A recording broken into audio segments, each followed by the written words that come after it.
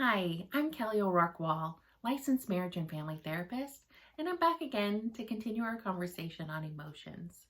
In earlier sessions, we explored our feelings, and we learned how to recognize and label our emotions. And today we're going to talk about how to allow ourselves to actually feel the emotions that we're experiencing.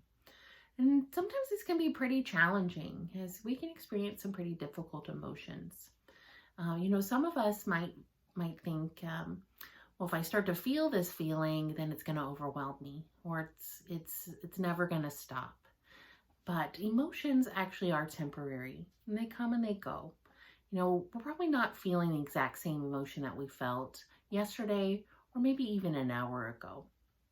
And so one of the best ways that we can avoid emotional overwhelm is to actually experience and allow ourselves to feel the emotion as we have it. In Napa, we're pretty familiar with earthquakes, right? And we know that the more smaller quakes, the better, because that releases pressure. But without these small quakes, the pressure continues to build and build and build, and then we're probably in for a pretty major earthquake. And so it can be really the same with our feelings. But a lot of us want to stuff our feelings, or we want to numb or escape them. But this can lead us to making some unhealthy coping choices. And so the truth is, they don't really go away, until we really listen and learn, what it is that they're trying to communicate with us, and identify the need that they're exposing. So again, how do you cope with difficult emotions? Well, I have a couple strategies for you today. And the first one involves using your breath. Now, the breath is always with us, and we can use this anytime. But if we breathe in a specific manner, we can actually help ourselves to cope and calm. And so one of the first strategies we can do is use a paced breathing. And what that means is we're really just going to inhale and exhale at the same rate. So maybe to the count of fours. So in through the nose to the count of four, and then out through the mouth to the count of four. A variation of this is extending the exhale a little bit longer than the inhale. So maybe breathing in through the nose to the count of four and out through the mouth to the count of 6 or 8. And one of my favorite breathing strategies, one that really can help trigger that deep relaxation effect, is called the 4-7-8 technique. And this can be good when you're experiencing a really difficult emotion, or if you're having sleep issues, if you do this before bed. And so what you're going to do is you're actually going to breathe in through the nose to the count of 4. You're going to hold your breath to the count of 7, and then you're going to exhale through the mouth at the count of 8. Now, important thing to note about breathing exercises is that we want to be sure that we're doing belly breaths. And so that means we want to engage the belly instead of breathing through the chest. And so when we engage our belly, when we breathe in and our diaphragm expands, it actually puts a little bit of pressure on the vagus nerve that runs along the spine. And when this nerve is activated, it actually sends a message up to our brain and triggers the parasympathetic nervous system, or a relaxation response. So we want to be sure that we're taking some good belly breaths. Another strategy that I want to talk to you today about is called cortical shifting. And if we remember our hand model of the brain, we have our thumb as our emotional center, right, in our limbic system. And then we have our knuckles here represent that thinking part of our brain, or the prefrontal cortex. And cortical shifting is really just shifting from the emotional center back to the thinking center.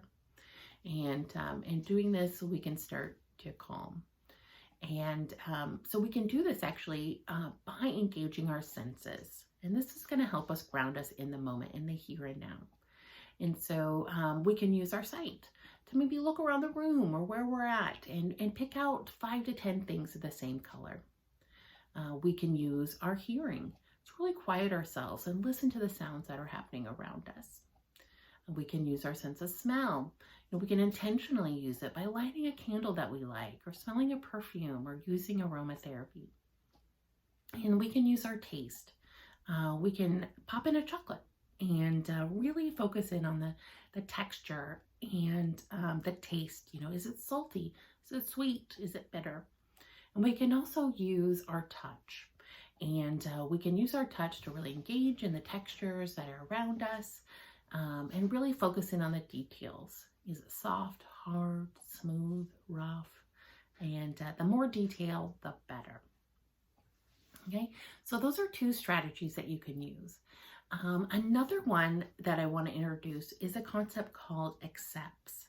And this is an activity, a thing that you can use to help distract yourself in the moment.